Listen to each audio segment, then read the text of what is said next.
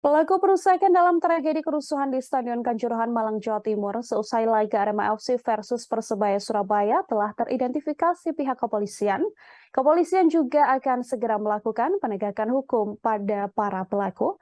Irjen Deddy Prasetyo mengatakan bahwa para pelaku diidentifikasi berdasarkan rekaman CCTV maupun dari sejumlah foto dan video yang telah tersebar di media sosial. Namun begitu, Deddy masih belum merinci perihal identitas pelaku perusakan tersebut, termasuk total jumlah pelaku yang terlibat dalam perusakan itu. Sebelumnya, pelaku perusakan dalam tragedi kerusuhan di Stadion Kanjuruhan tengah dalam proses pencarian pihak kepolisian. Pelaku pun diminta untuk dengan sadar menyerahkan diri sebelum ditangkap. Deddy menuturkan pihaknya akan segera menindak tegas pelaku perusakan, aksi anarkis, pembakaran, dan penyerangan terhadap pemain serta ofisial klub sepak bola di dalam maupun di luar Stadion Kanjuruhan.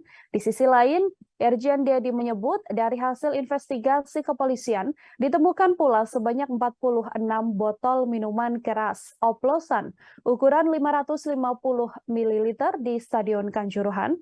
Pihak kepolisian pun terbuka dengan seluruh informasi, masukan serta saran terkait peristiwa yang terjadi di Kanjuruhan.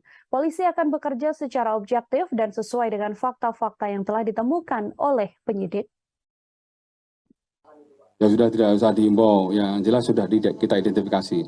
Ya, dari tambahan CCTV yang kita temukan, ya termasuk juga dari beberapa video dan foto yang kita temukan, kita sudah mengidentifikasi pelaku-pelakunya. Ya, nanti ya tunggu tim periksa dulu.